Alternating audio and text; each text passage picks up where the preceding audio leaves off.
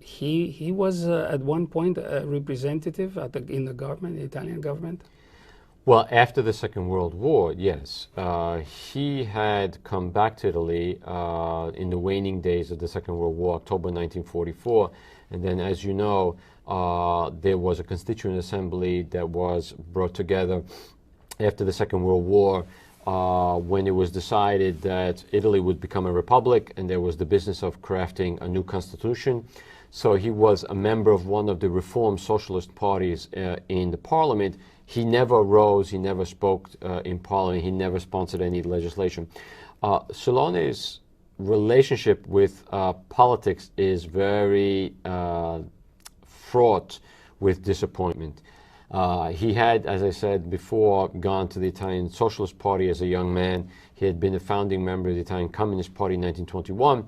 He was an editor of several he was an communist, editor, right, exactly. But then... he was not a great speaker, is that the... He was not a good speaker. He was not a good public speaker. He was not a good politician in the sense that we would, you know, the kind of a persona that you have to have in public and going around kissing babies and shaking hands. In fact, he has a definition definition of what he would like to see, a new type of politician Exactly. in Italy. Yeah. Right.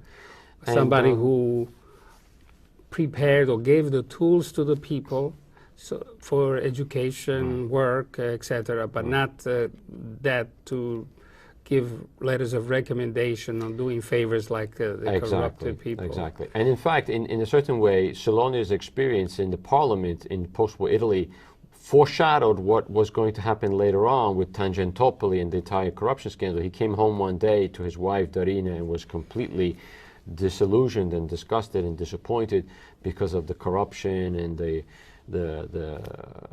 kind of deals that were being made in the hallways and kinds of things like that. And so he retired from politics after the Second World War and never went back.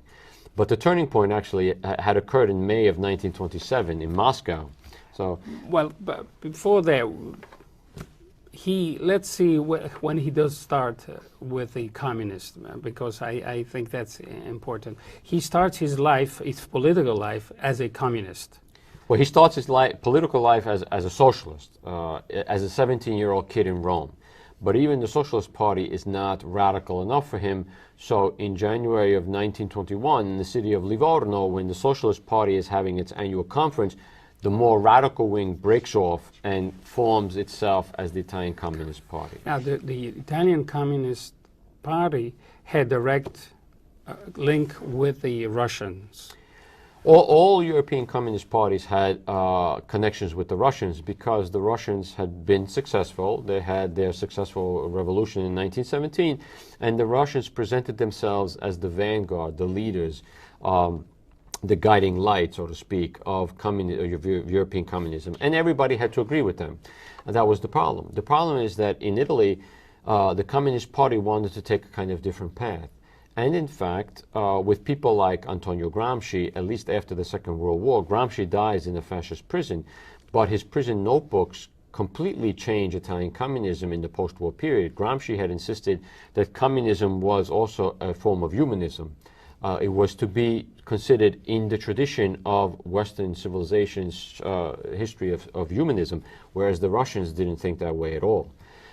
And this becomes a very, very contentious point between the Italians and the Russians. And it came a point where Silone wanted to break out from the Communist Party. Exactly. But he doesn't pull out. He is kicked out. He does. You don't resign from the Italian Communist Party or any Communist Party. You can only be expelled, really. So he was actually waiting. He becomes disillusioned at this meeting where Stalin wants to expel Trotsky without any evidence. He actually met with Stalin.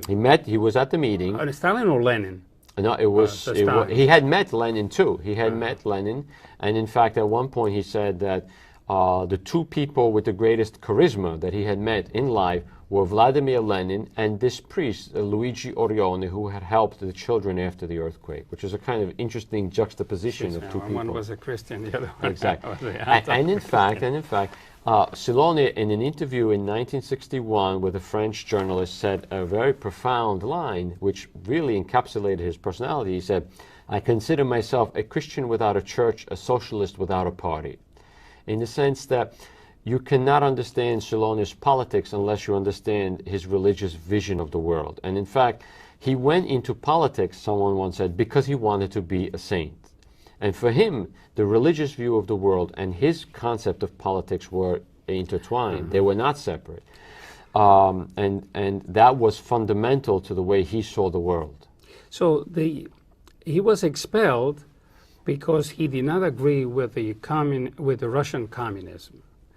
And in Italy, of course, the leader of the communists eventually became Togliatti. Togliatti, yes. And so, but Togliatti had some respect for Silone, even though they could not get together.